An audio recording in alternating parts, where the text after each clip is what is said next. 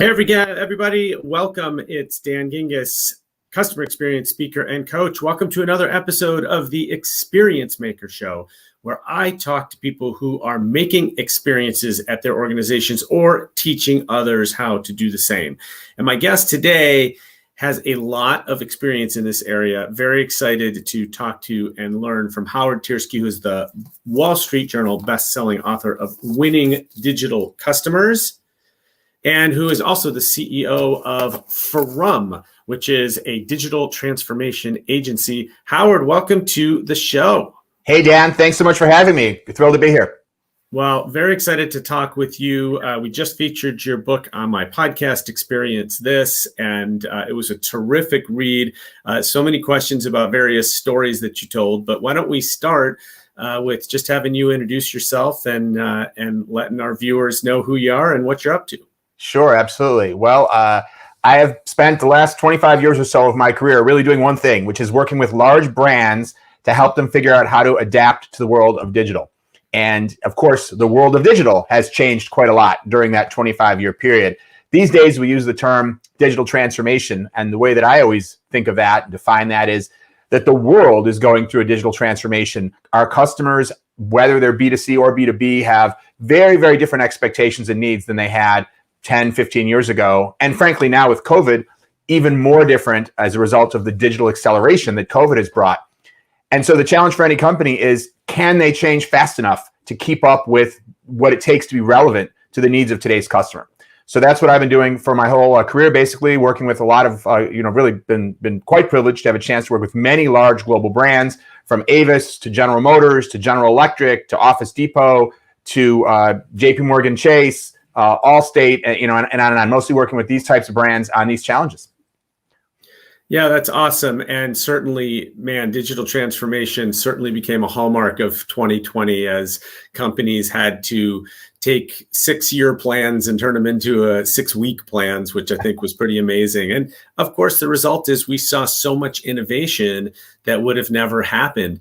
Can you talk a little bit about some of the positive things that you saw due to the pandemic from a digital perspective? Sure. Well, I'm a big believer in the power of good that comes from digital. Now, of course, we all know that there are some bad things that come from the digital world. Likewise, electricity, likewise, automobiles, almost any innovation, you could see the dark side as well. But I think that digital is doing so much to make it help us more effectively do everything from educate our kids to shop, to find relationships, to healthcare.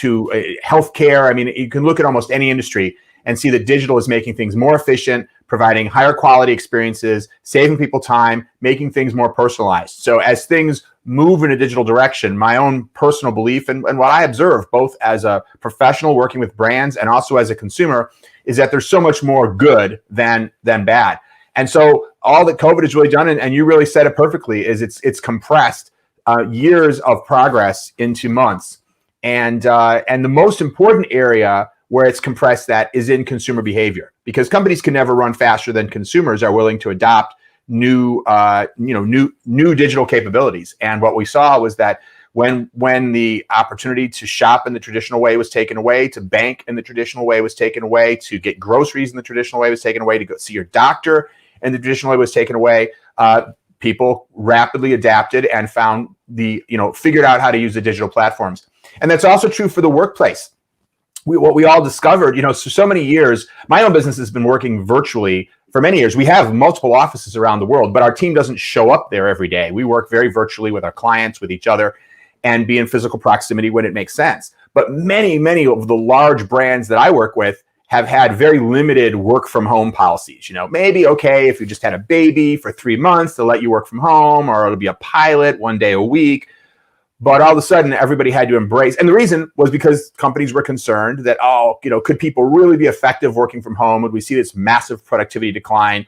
And in fact, what we saw when companies were forced to work remotely is, generally speaking, we saw productivity increase. We saw morale be positively affected. Now, of course, complicated by all the negative effects on morale of the world around us. But what I hear repeatedly from senior executives that they feel and that their teams are telling them is they never want to go back to the way things were, where they had to show up to the office 5 days a week, because what they've learned is that they can do their job just as effectively remotely or at least many jobs can be done that way. And there's so many upsides and advantages, both from a productivity perspective and also from a personal perspective. So we've broken through those barriers and resistance to change by being forced. And as a consequence, we're going to be farther ahead in terms of overall digital transformation. Yeah, absolutely. I mean, I've had some clients tell me that they're spending more time with their teams now than they ever did when they were in the same building, because we're forced to have more face-to-face meetings every day. I think productivity is definitely high. People are thrilled that they don't have to get in the car and commute or get on a train, or sometimes a car and a bus and a train. And so I think there's definite advantages there.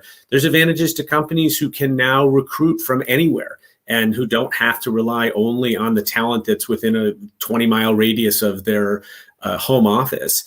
And I'd say if there's one industry I wouldn't want to be in right now, it's commercial real estate, because I think a lot of companies are going to start figuring out, hey, we could spend this money in lots of other ways, and we don't need so much space.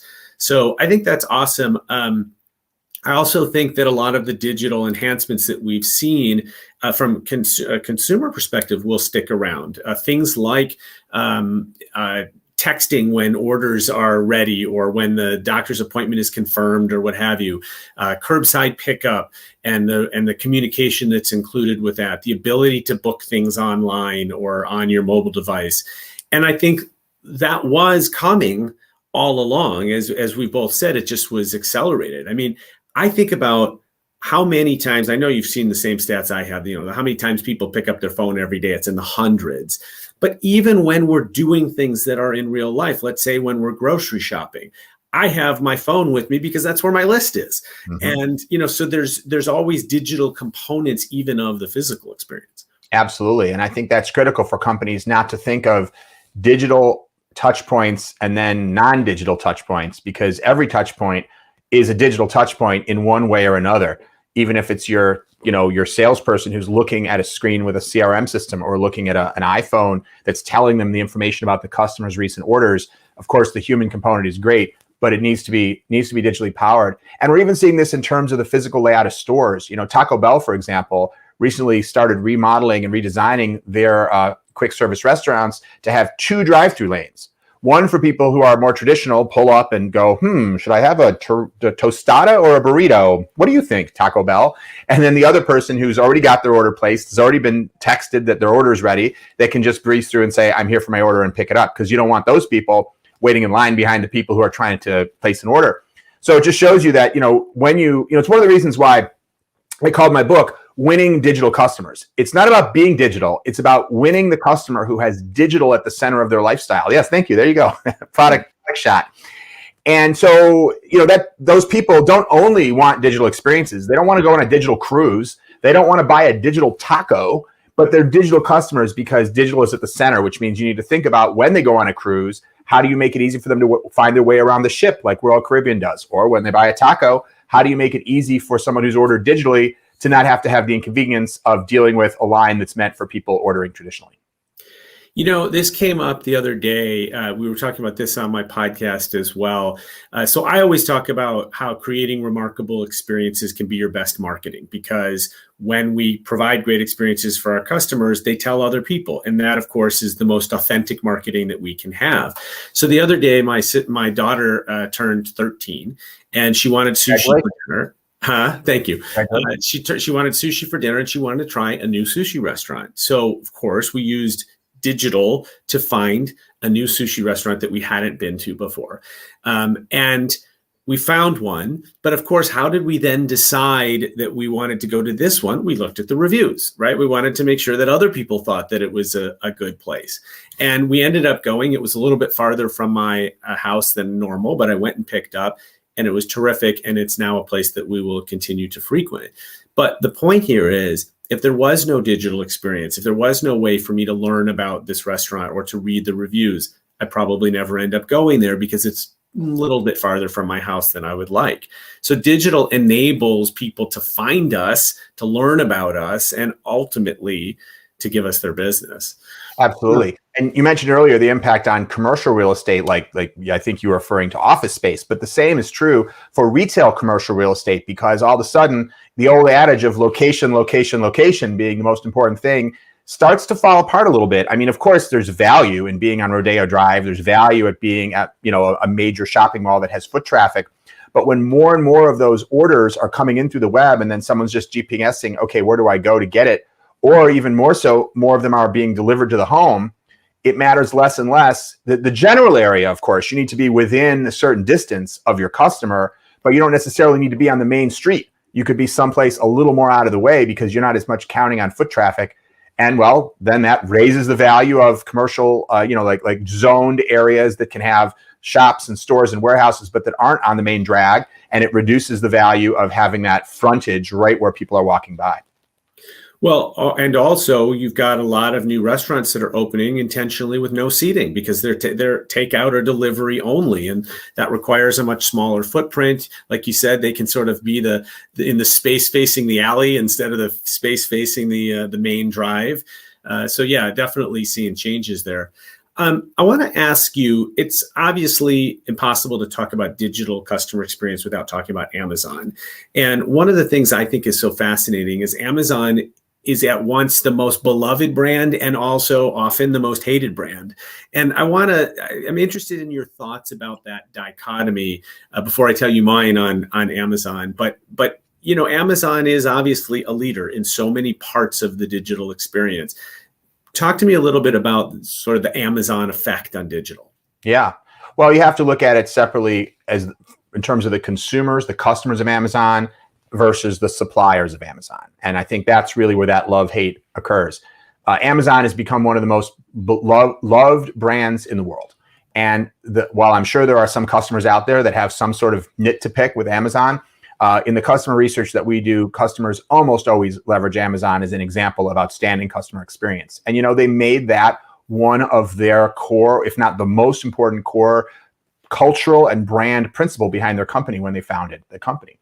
And if you just look at something as simple as returns, Amazon makes it so easy to return a product. And now you can walk into any Kohl's without even needing the box and just hand them the product and show them your phone and get your money back with no cost, no return cost, no shipping charges. You'd think how many retailers prior to that were sitting around thinking, how can we make it easier for customers to return their products? No, they were thinking about how can we make it, certainly not investing in making it easier, right? Because after all, we'd rather customers not return their products. But Amazon has recognized, rightly so, that giving the customer a better overall experience is going to yield more business in the end. What they've done, totally independent of that, really. Well, actually, let me restate that. One of the other principles that Amazon has strove for from the very beginning is low prices. And just like a Walmart, as a company gets larger and larger, they have a lot of clout in negotiating product. And as a result, they have become seen by many suppliers of product to Amazon as very aggressive in terms of how they negotiate not only the price, but also return policies and all those types of things. And so as a consequence of that, you're right, there are a lot of companies who feel like they're over a barrel with Amazon. They have to sell what Amazon at the price that Amazon demands. They can't really make any requests of Amazon because Amazon is so large that they just can't afford not to be there. And anytime you're that big of a player in an industry, you run the risk of being hated. And what Amazon does is try to maximize their shareholder return and their customer experience. These are their primary goals. And yes, to some degree at the expense sometimes of suppliers. Well, I think one of the things that Amazon understands that a lot of retailers, and I'd even argue companies generally don't understand, is that there is a lifetime value to every customer. And sometimes we have to lose money on an individual transaction by allowing, they even sometimes do returnless returns, right? Where they refund your money and you don't even have to send the product back. Mm-hmm. Yeah. And that's because they're okay losing a few dollars on a transaction, knowing that it pays off in the long run. There's so many companies that have never understood that. They'd rather hold the line on their strict return policy because corporate says we can't accept a return on the 31st day. Yeah. Then look at, hey, what is this going to do to the overall customer relationship? And to me, that's why people are so loyal to Amazon. All right, I want to flip from Amazon now to a company that did not adapt to digital. And this was literally the moment in your book that just made my door drop. My door drop. How about my jaw drop? This made my jaw drop. Will you tell the story about you consulting with a little company called Blockbuster? Sure, sure. Well, that's certainly a great example of a company that had the opportunity to go through a digital transformation and become what Netflix is today, or you could name other brands as well, like Hulu, et cetera. But obviously, Netflix is the largest one. The entertainment industry went through a transformation, which created massive new opportunity for someone to jump in. And at the time that transformation was beginning, Blockbuster was by far in the best position to take advantage of it because they had the brand that everybody knew. They had a presence in almost every town. And they even had great relationships with the studios that were producing content. So if they needed to go and say, hey, listen, we want to do some experimental streaming content, they had these strong relationships that they could go and encourage the studios to do something with them. So they really had all the assets, and Netflix really didn't have any strong assets when, if you rewind to a certain point in time. Rewind, I like that. Yeah, there you go. Nice pun there.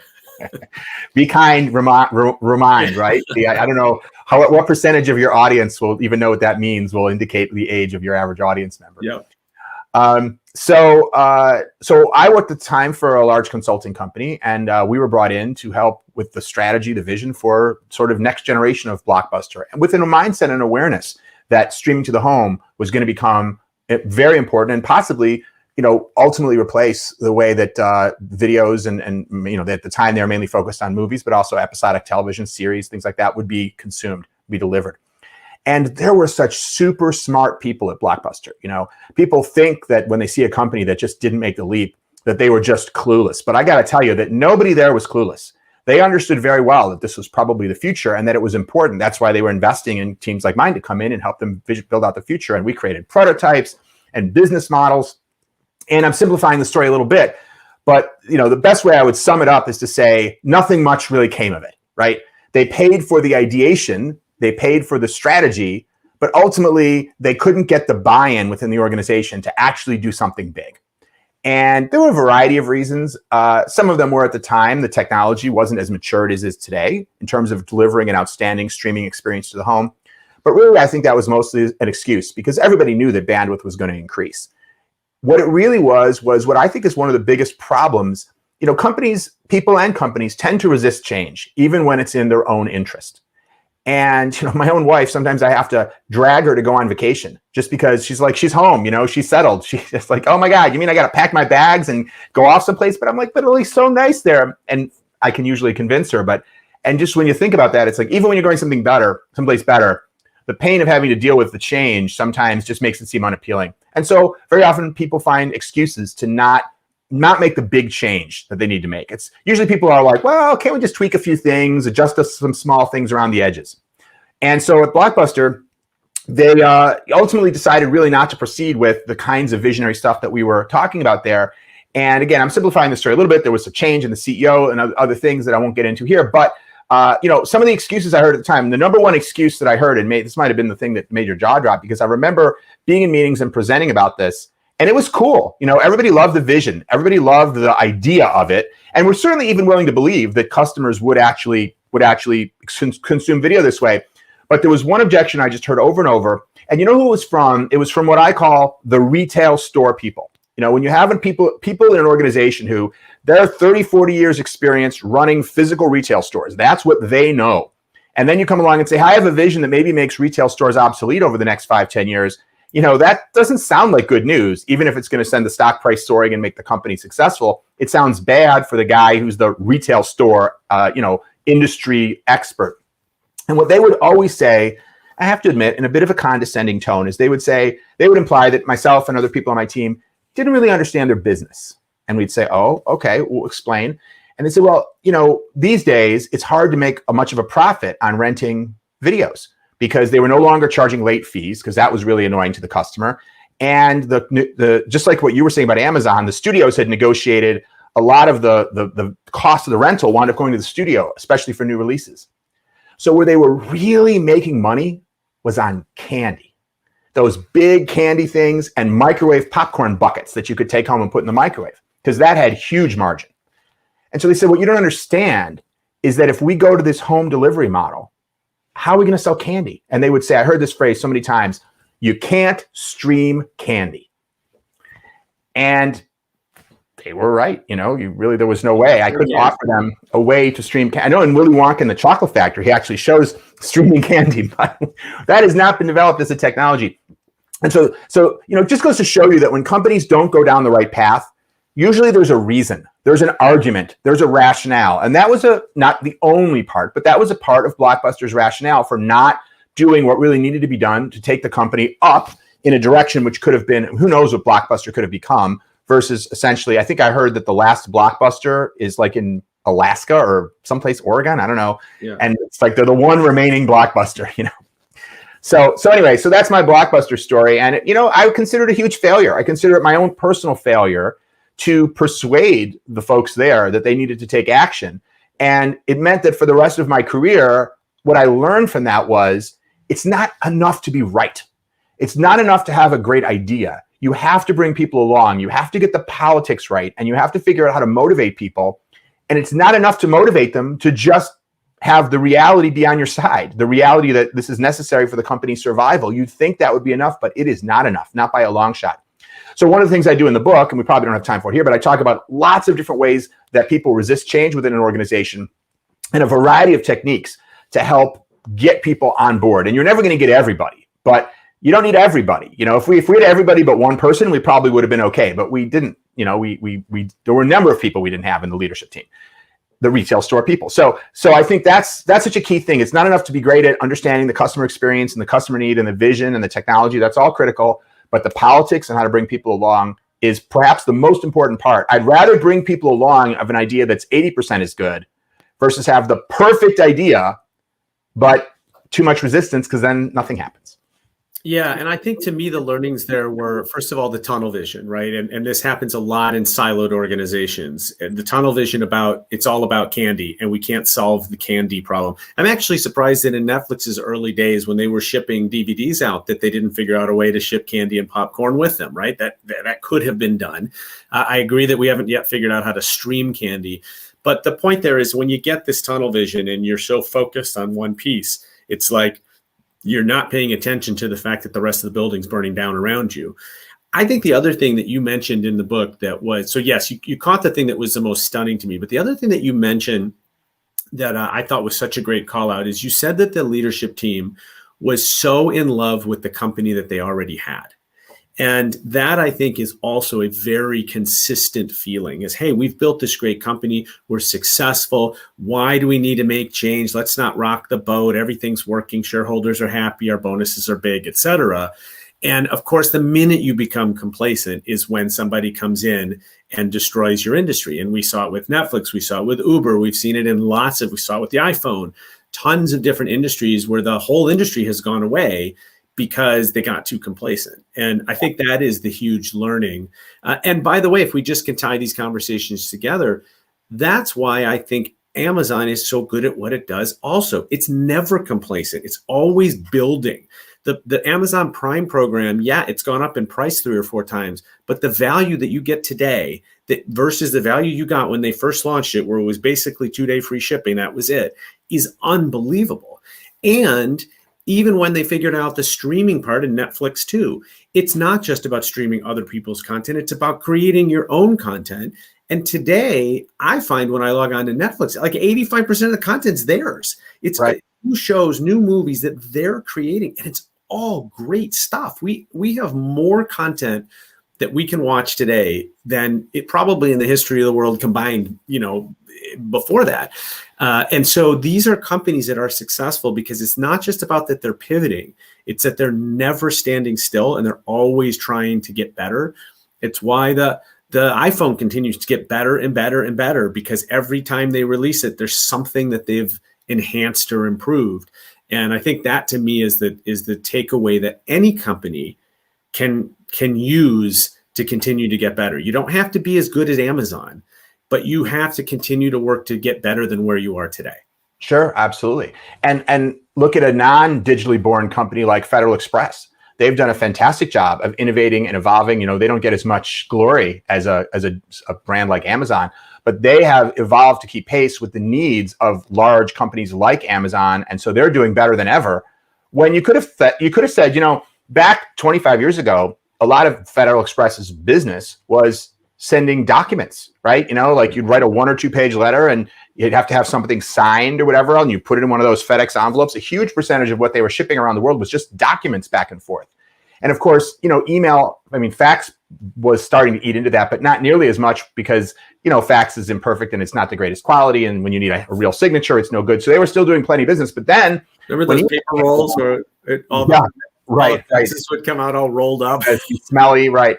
But with email and things like DocuSign, that part of Federal Express's business, obviously, if they were reliant on that, the way that Kodak remained reliant on digital and on film, Federal Express would have gone the way of Kodak. They wouldn't be able to sustain. But they saw where the opportunities were, and that digital was going to mean less documents, but more package delivery.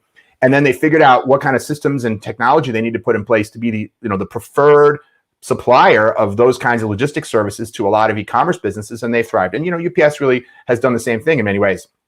So I make that point only to say sometimes we always hold up the Googles and the Facebooks and the Amazons, and those are great examples. But when I'm meeting with someone at a large sort of traditional Fortune 500 company, it can be discouraging because they feel like, well, yeah, those are the big digital companies. But I'm with, Chevron.